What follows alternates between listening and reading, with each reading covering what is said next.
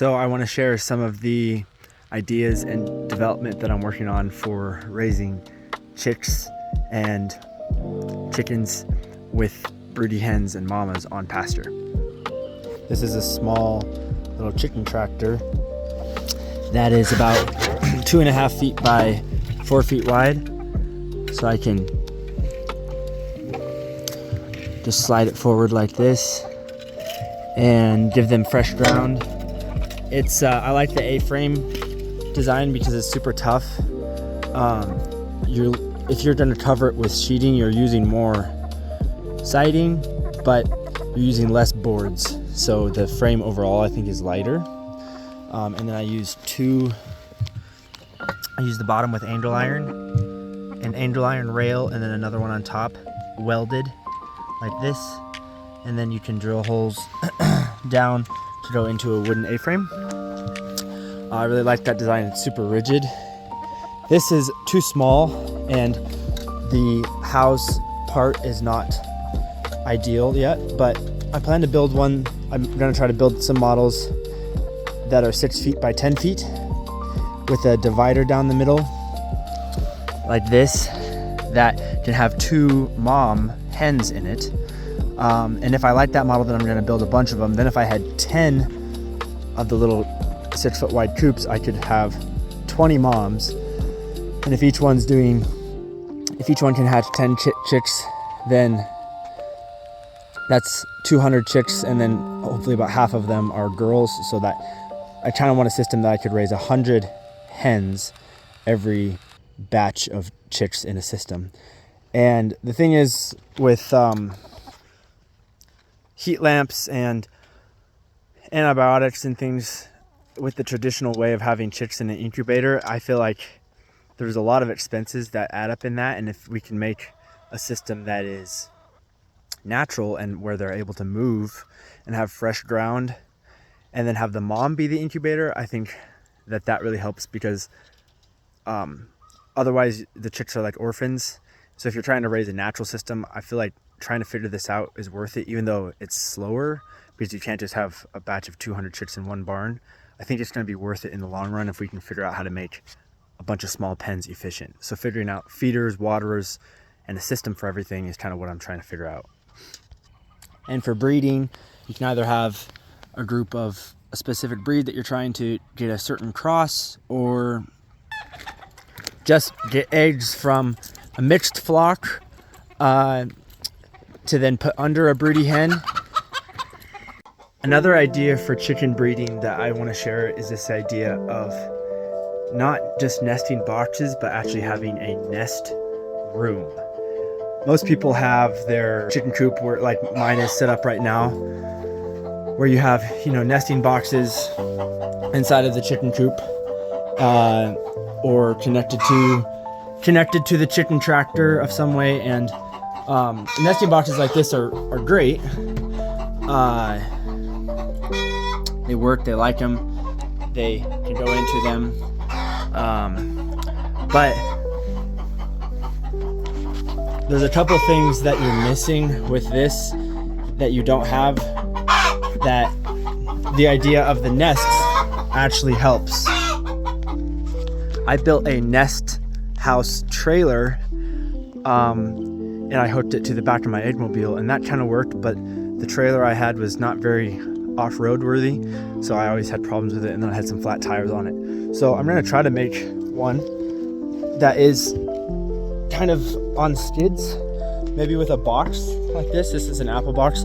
I might mount it sideways on skids, and then make a door on the front where I can have 2 doors that can kind of open up like a cupboard, and then the doors have roosts on the door that open up, and then there's just a bunch of slots for 5-gallon buckets to fit in.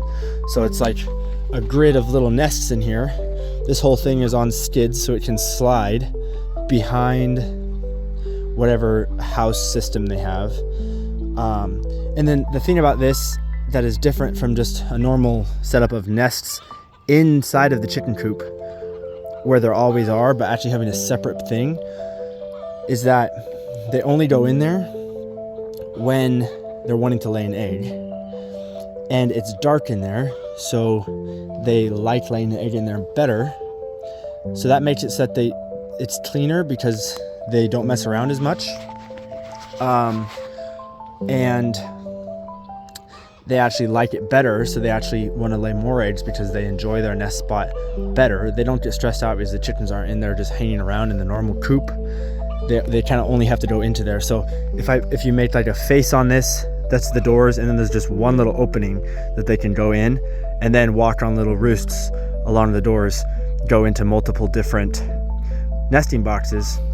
So it's like a whole nest compartment, and it takes a couple days to get them used to it, but then once they like it, if it's a nice dark environment, they love nesting in it. So having a separate nest room keeps the eggs cleaner, keeps them from breaking, helps the chickens feel more comfortable, want to lay more eggs because of the nice dark environment. Also, sometimes people build their chicken coop big enough that they can walk into it to get to the nests. But if you do it this way, your shelter for the chickens to sleep in can be much smaller, much lower to the ground. It doesn't have to be this 6-8 foot tall thing. It can just kind of be this low thing, which is nice for wind. And then your actual nest box can be a little bit bigger if you need to walk into it. But if you have 1,000 chickens, making the whole entire coop big enough to walk in is a lot of materials and unnecessary. You can just make that smaller for the chickens to sleep in, and then just make one compartment for the nest. So it's kind of solving multiple problems. I really like it. I didn't like the ability for mine to move and slide, but the first one I made, but I think if you'd make them on skids, make them tough, that the concept really worked well. And the eggs that I was getting out of my nest box last summer were really clean. Used sawdust and diatomaceous earth in there. And so I'm going to try to use 5-gallon buckets and just have a wooden front that they can slide in. So 5-gallon buckets are super easy to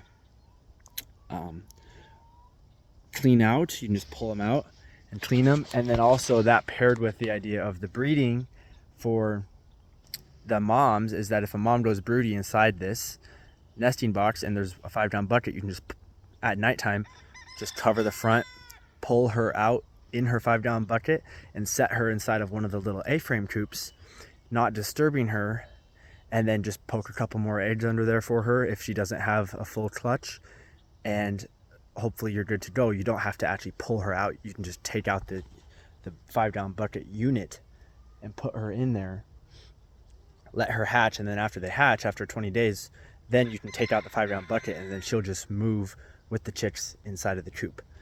Then about from 1 month to 3 months, the moms can have the chicks inside of their tractor as they move along, and then once they're ready, we'll take the mom out, put her back with the rest of the flock in the main mobile system, and then just let the chicks grow up until they're ready to be separated. Either the boys taken to the butcher, or the boys maybe fed a little bit longer, and then the girls put into their own flock.